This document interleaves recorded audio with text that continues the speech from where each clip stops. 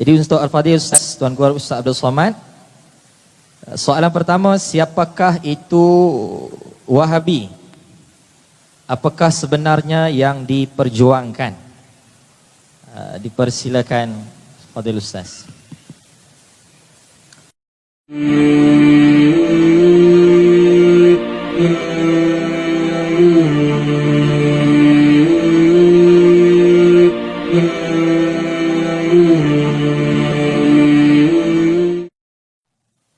Jadi untuk Al-Fadhil Ustaz Tuan Guru Ustaz Abdul Somad, soalan pertama, siapakah itu Wahabi? Apakah sebenarnya yang diperjuangkan? Dipersilakan Fadhil Ustaz. Wahabi bisa tengok kitab yang ditulis oleh Mufti Syafi'iyah, namanya Syekh Muhammad Zaini Dahlan. Syekh Muhammad Zaini Dahlan faqih, ahli fiqih, dan dia juga seorang ahli hadis. Makanya semua sanad-sanad, hampir semua sanad-sanad Sahih Bukhari, saya menulis risalah doktorah Syekh Muhammad Hasyim Asy'ari wa juhuduhu fi khidmati sunnah fi Indonesia. Maka di atas itu dia mengambil Sahih Bukhari ini dari Syekh Mahfud At-Tirmidzi. Kemudian dari guru-gurunya salah satu nama dalam sanadnya itu adalah Syekh Muhammad Zaini Dahlan, mufti mazhab Syafi'i di Hijaz. Hijaz itu maksudnya Makkah Madinah dulu. Maka dia ada menulis nama kitabnya Fitnatul Wahhabiyah. Apa yang dimaksud dengan Wahhabiyah? Mengikut Syekh Muhammad bin Abdul Wahhab. Apa yang diperjuangkan? Memerangi takhayul, bid'ah, khurafat. Maka selalu mengatakan ini bid'ah, ini bid'ah, ini bid'ah, ini bid'ah. Oleh sebab itu, tapi yang tidak digemari adalah hanya berpegang kepada satu kaul saja. Berpegang kepada satu pendapat, padahal ulama dalam masalah ini banyak pendapat. Tasyaddud. Maka membaca bantahan-bantahan ulama tentang ini, di antaranya adalah yang ditulis oleh Syekh Ali Jum'ah. Judul kitabnya Khawarijul Asr. Cari PDF, Khawarijul Asr. Itu yang ditulis oleh Syekh Ali Jum'ah juga berjudul Al-Bayan Lima Yushghilul Adhan. Menjelaskan tentang masalah-masalah yang menyibukkan pikiran. Tentang masalah talafuz bin niyat usolli. Tentang masalah tahlil arwah. Tentang masalah mengirim bacaan pada orang yang sudah mati meninggal dunia. Tentang masalah membayar zakat fitrah dengan beras atau dengan uang. Tentang masalah, sebenarnya masalah khilafiyah yang lama-lama saja. Maka para ulama-ulama pun memberikan bantahan-bantahan. Bahkan saudara kandungnya sendiri pun memberikan bantahan. Namanya Sulaiman bin Abdul Wahhab, menulis kitab bantahan untuk saudara kandungnya. Nah, inilah yang terkait dengan seperti yang saya ketahui. Elok kitab ini dibaca, cari dalam bentuk PDF. Fitnatul Wahhabiyah Syekh Muhammad Zaini Dahlan. Wallahu a'lam bishawab. Seterusnya yang kedua Ustaz, siapakah itu Syiah? Mengapa mereka juga ada mazhab dan kitab-kitab hadis mereka tersendiri? Kita memakai kitab hadis Sahih Bukhari, Sahih Muslim, Sunan Abi Daud, Sunan Nasai, Sunan Tirmidzi, Sunan Ibnu Majah. Sedangkan mereka memakai kitab Al-Kulaini, ditulis oleh Al-Kulaini di kitab Al-Kafi, Usulul Kafi, ditulis oleh Al-Kulaini. Dan ada juga kitab Tahzibul kitab Man La Yahduruhul Faqih, dan beberapa kitab hadis lainnya. Adapun tentang perbezaan kita pada 5 titik, banyak video-video tentang ini, dan mufti-mufti di Malaysia sudah mengeluarkan fatwa. Saya hanya mengulang saja video-video yang saya jawab tentang masalah ini, dan pula yang saya ambil ini dari pendapat Syekh Ali Jum'ah. Perbezaan kita ada 5. Yang pertama, kita mengatakan bahwa selepas Nabi Muhammad SAW meninggal, maka sahabat berkumpul di Saqifah Bani Sa'idah. Mereka kemudian bermusyawarah, maka mereka membaiat Sayyidina Abu Bakar Siddiq. Sedangkan mereka mengatakan Nabi menulis secara mansus nas. Setelah Nabi meninggal mesti diangkat Sayyidina Ali. Ali meninggal diangkat Sayyidina Husain. Hasan meninggal digantikan Sayyidina Husain. Husain meninggal digantikan oleh Sayyidina Zainal Abidin. Zainal Abidin meninggal digantikan oleh Muhammad Al-Baqir. Muhammad Baqir menggantikan Ja'far Shadiq. Ja'far Shadiq meninggal digantikan Ali Ridha, sampailah seterusnya. Sedangkan kita berpegang kepada Abu Bakar, Umar, Uthman, Ali berdasarkan syura. Lalu kemudian yang kedua, mereka berpegang bahwa sahabat-sahabat Nabi itu yang radhiyallahu an yang diridhai hanya kepada beberapa orang saja. Sedangkan yang lainnya tidak. Sedangkan kita berpegang as-sahabah, kullu sahabah udul. Begitu kata para ahli hadis di antaranya Imam Al-Hafiz Ibnu Hajar Al-Asqalani, Al-Hafiz Jalaluddin Abdurrahman As-Suyuti. Kullu sahabah udul. Sedangkan mereka mengatakan karena sahabat ini mempersetujui Abu Bakar dan Umar, maka sahabat yang menyetujui ini berarti menghilangkan nas yang menuliskan tentang Sayyidina Ali, takfirus sahabah. Yang ketiga, mereka mengatakan bahwa Al-Quran ini disebutkan dalam kitab Al-Kulaini, disebutkan dalam kitab Al-Sulul Kafi, ditulis oleh Al-Kulaini bahwa Al-Quran yang original bernama Mushaf Fatimah 3 kali lipat daripada ini. Nanti kalau Al-Qaim datang, imam ini akan membawa kitab ini dan seterusnya. Tapi sementara Al-Qaim datang maka dipakailah yang ada sekarang. Mereka pun pakai yang ada sekarang sementara Al-Qaim datang. Imam yang ditunggu-tunggu itu datang. Imam yang ke-12. Maka disebut dengan Syiah Isna Asyariyah. Isna Asyariyah Imam 12. Yang keempat, mereka ada namanya taqiyah. Taqiyah artinya tidak menunjukkan diri. Kalau banyak Ahlussunnah, andai ada Syiah di sini dia tidak akan mengaku Ahlussunnah karena dia taqiyah. Bila ditanya kamu ini sebenarnya apa? Saya Ahlussunnah. Padahal sebenarnya di dalam dia menyimpan Syiah. Sedangkan kita tak boleh. Kita mestilah tampakkan status kita, identiti kita mesti jelas. Yang kelima tentang masalah mut'ah. Dalam masalah mut'ah hingga hari ini banyak kesaksian-kesaksian tentang mut'ah. Bahkan mut'ah ini bukan masalah fiqh bagi mereka. Mut'ah adalah masalah keyakinan. Man tamatta'a, banyak disebutkan dalam diantaranya Usulul Kafi, diantaranya Man la yahdurul faqih, diantaranya kitab-kitab mereka tentang fadail mut'ah. Man tamatta'a marratan, siapa yang mut'ah 1 kali kedudukannya seperti ini, siapa yang 2 kali, siapa yang 3 kali. Maka sedangkan kita tidak membenarkan mut'ah selepas selepas diharamkan oleh Rasulullah sallallahu alaihi wasallam. Jadi 5 titik inilah perbedaan-perbedaan, bukan sama perbedaan kita dengan Hanafi, Maliki, Syafi'i, Hambali, tidak. Perbezaannya bukan pada furu', tapi perbezaannya pada usul. Wallahu a'lam bishawab. Seterusnya Ustaz, berkaitan dengan apakah zikir tarikat itu adalah sunnah Nabi sallallahu alaihi wasallam? Zikir tarikat. Tarikat adalah sunnah. Tariqah artinya metode, cara. Ya ayyuhalladzina amanu dzkurullah. Hai orang-orang yang beriman, berzikirlah mengingat Allah. Bagaimana cara berzikirnya? Maka datanglah seorang ulama, dia susun zikir, lalu dinisbatkan kepada dia.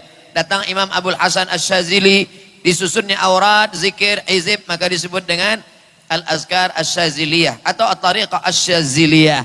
Datanglah kemudian Imam Bahauddin An-Naqsabandi, maka disebut dengan Tariqah Naqsabandiyah.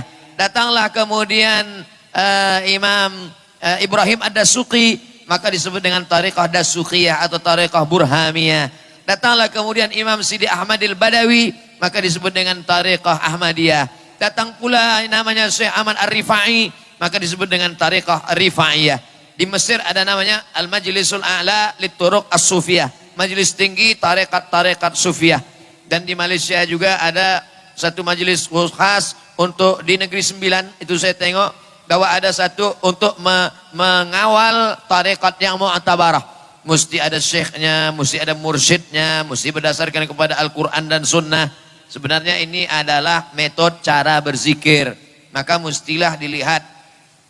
Saya tanya kepada Syekh Muhaffaq. Syekh Muhaffaq dia seorang ahli hadis, tapi dia juga seorang mursyid Asy-Syaziliyah. Lalu saya tanya, bagaimana sebenarnya tarikat ini Syekh Muhaffaq? Kata Syekh Muhaffaq seorang ulama, dia susun zikir, lalu kemudian dikatakan ini adalah, andai Abdul Somad menyusun zikir, saya susun berdasarkan hadis ini, zikir ini, maka orang mengatakan, zikir apa itu? Tariqat Somadiyah. Dinisbatkan kepada dia. Tariqat Naqsabandiyah, Tariqat Sattariyah, Ahmad Sattari, Tariqat Naqsabandiyah, Bahauddin Naqsabandi, Tariqat Syaziliyah, Abul Hasan Asy-Syazili. Yang semuanya itu adalah masih dia ambil dari hadis. Hanya saja ada beberapa zikir yang dia buat sendiri. Nah, apa hukum kalau zikir diambil dari hadis? Afdhalul zikri la ilaha illallah. Dari hadis. Membacakan subhanallah wa bihamdihi subhanallahil azim. Bagi hadis. Berzikir mengucapkan Allah, Allah. Kalau ada orang berzikir mufrad, Allah, Allah, Allah, Allah. Ada dari hadis. Mana zikir Allah, Allah? La taqumus sa'ah. Tidak akan terjadi hari kiamat selama orang masih ada berjalan di atas muka bumi berkata Allah, Allah. Tengok pula dalam Quran. Inna fi khalqis samawati wal ard. Dalam penciptaan langit dan bumi. Waqtilafil laili wan nahar. Perputaran siang dan malam. La ayatil li ulil albab. Dia menjadi ayat-ayat bagi orang yang berfikir. Siapa itu?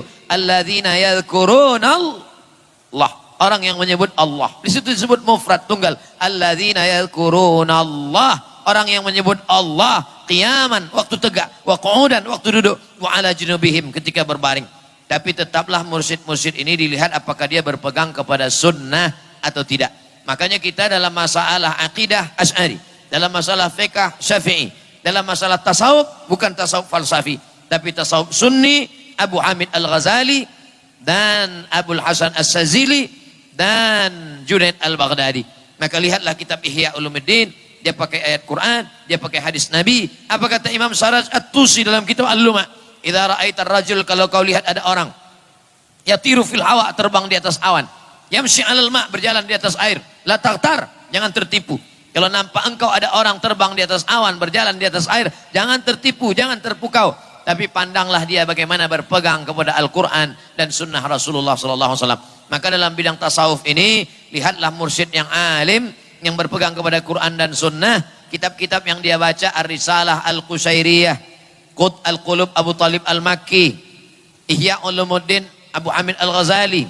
Dia baca pula kitab-kitab yang ditulis para ulama-ulama yang berdasarkan kepada Al-Quran dan sunnah Rasulullah SAW. Kalau mursyidnya alim, ikuti. Tapi kalau mursyidnya jahil, tidak belajar ilmu, maka jangan ikuti.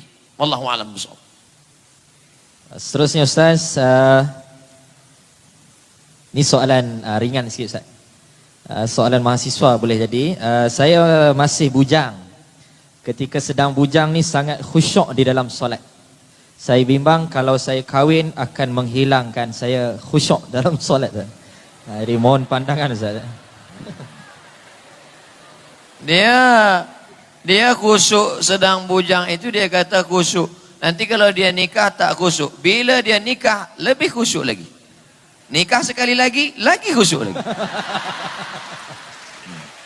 Oleh sebab itu dia cakap khusyuk sedang lajang ni kan sebab dia belum tahu nikah. Dia baru agak-agak aja. Aku agak-agak nanti kalau nikah ni tak khusyuk. Sebenarnya apa yang dia alami itu pernah terjadi pada Nabi SAW dulu. Pada zaman Nabi dah ada. Ini bukan terjadi di kuis saja.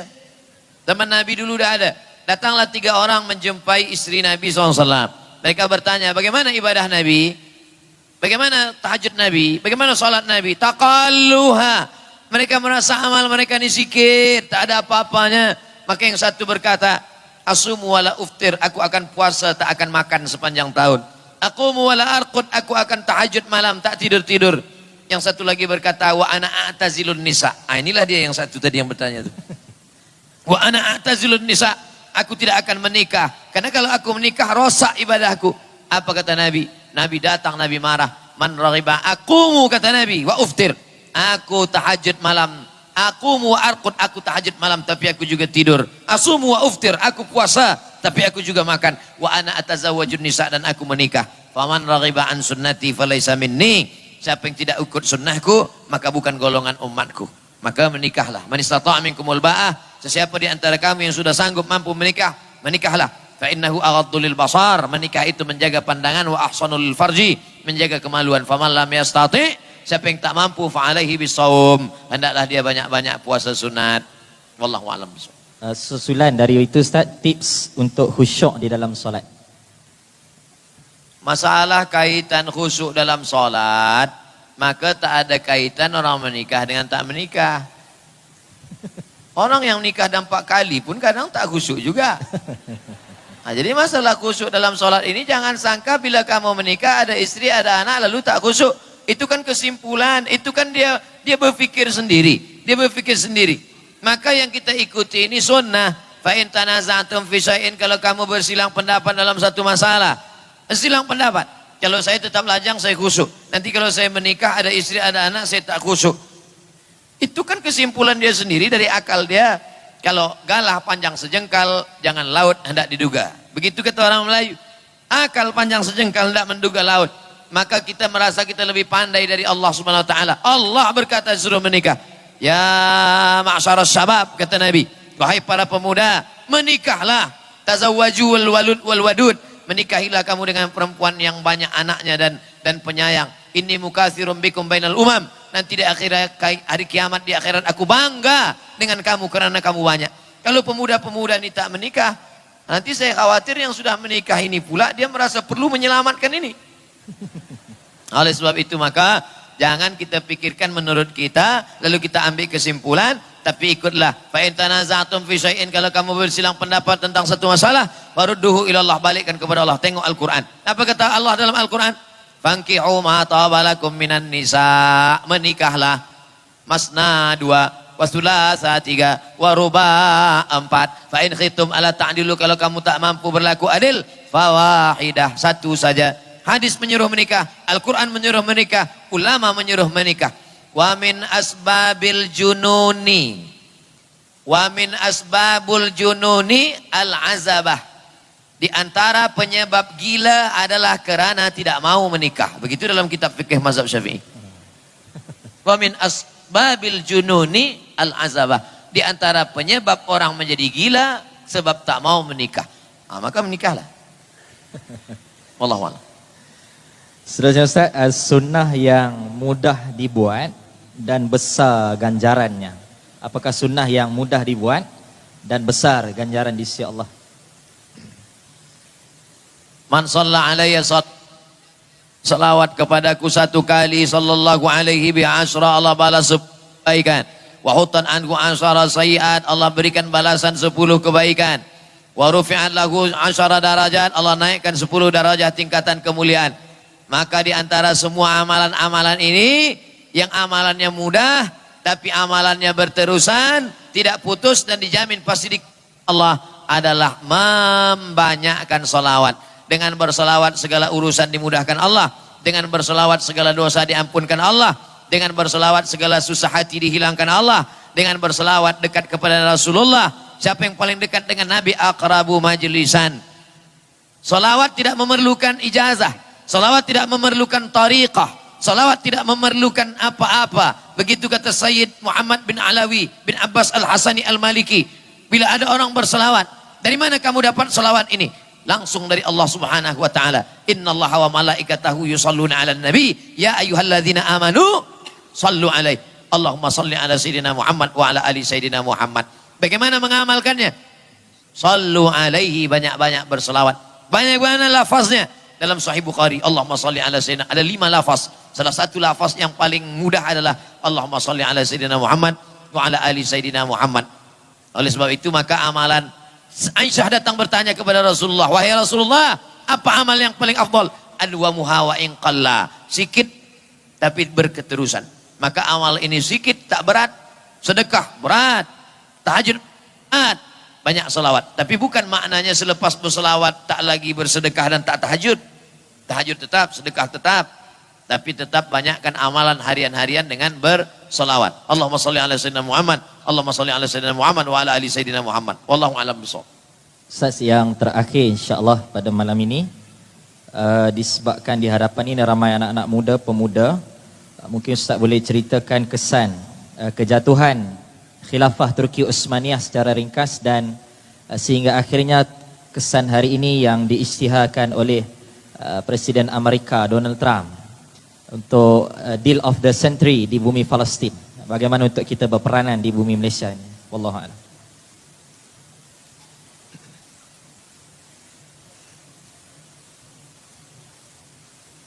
Tumbuh tanaman, selepas itu dia akan bertunas, bercabang, berdaun, berbunga, berputih, berbuah. Selepas itu dia kemudian akan layu dan tumbang. Itu terjadi. Tumbuh tanaman Sayyidina Muhammad SAW diperjuangkan Khulafaur Rasyidin Abu Bakar, Umar, Utsman dan Ali. Kuat pada masa Bani Umayyah, jatuh Bani Umayyah, naik Bani Abbasiyah, jatuh Bani Abbasiyah. Islam tetap besar, hebat sampai kepada Mesir. Jatuh berkuasa pula 700 tahun di Andalusia, jatuh di Eropa Barat, muncul di Eropa Timur, Muhammad Al-Fatih, sampai akhirnya pada tahun 1923 ditumbangkan oleh Mustafa Kemal Atatürk.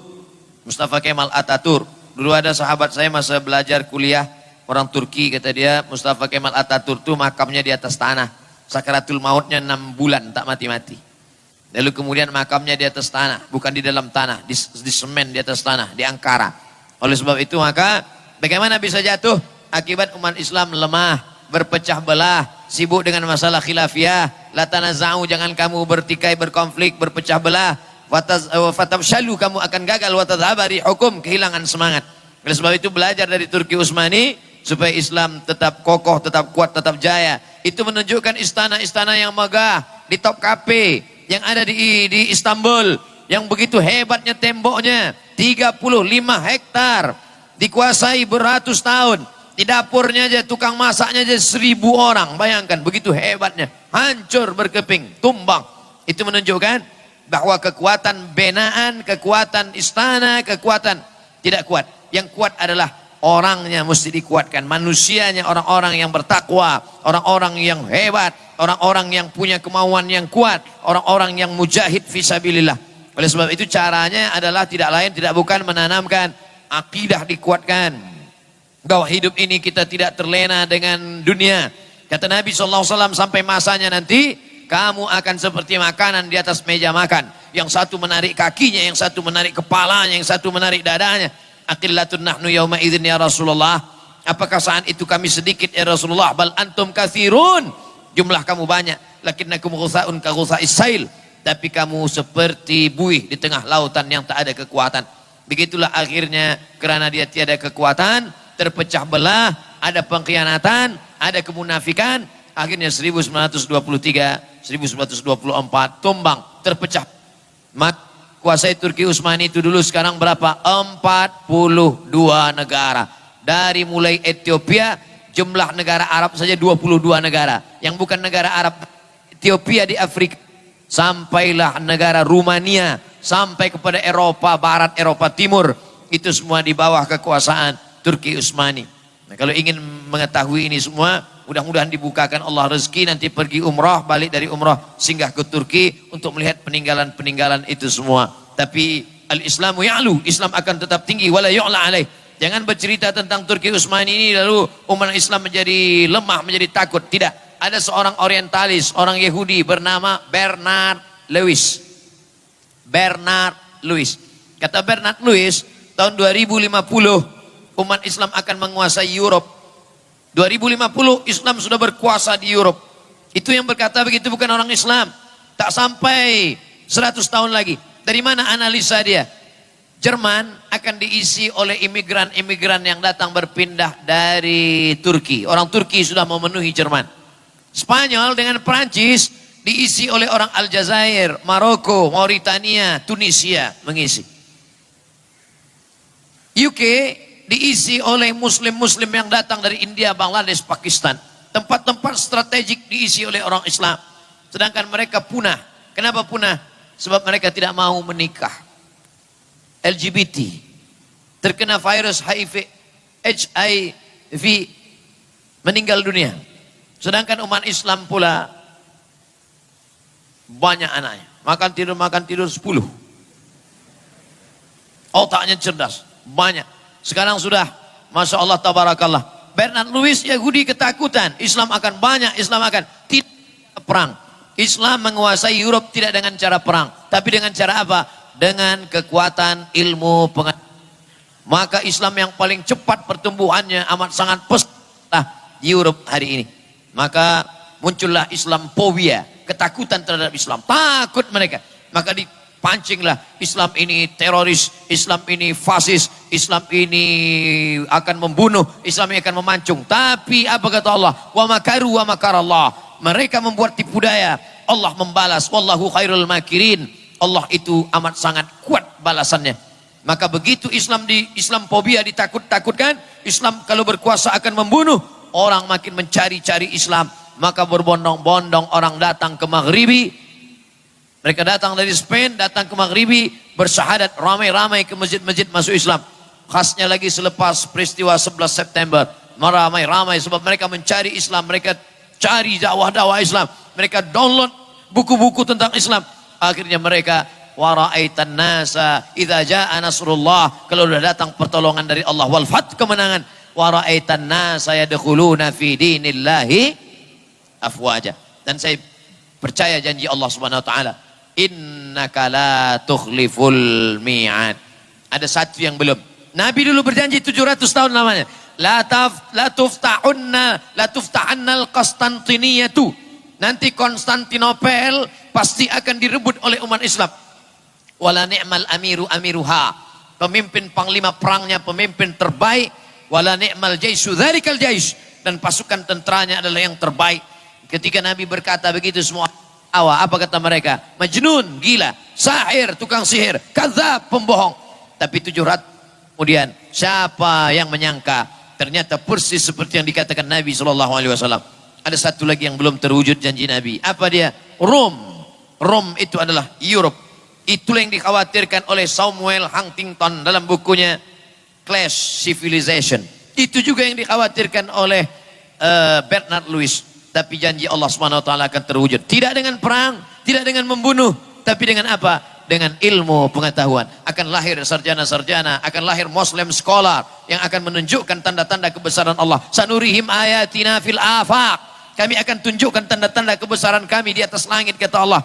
Wa fi anfusihim, bahkan dalam diri mereka, hatta yatabayyana lahum annahul haq, sampai nyata bahwa janji Allah itu akan benar, janji Allah itu akan terwujud.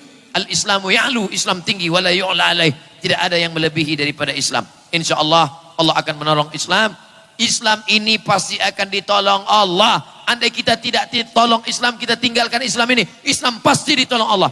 Yang jadi masalah adalah apakah kita masuk dalam catatan para penolong-penolong Islam. Intan surullah. Wa iz qala Isa bin Maryam lil awariyin, ketika Isa berkata kepada awariyin, man ansari ilallah, siapa yang menolong aku menegakkan agama Allah? Qala al awariyun, awariyun berkata, nahnu ansarullah, kami yang akan menolong agama Allah. Sekarang saya bertanya, ingatlah ketika Abdul Somad berkata kepada penuntut-penuntut di kuis, siapa yang akan menolong agama Allah?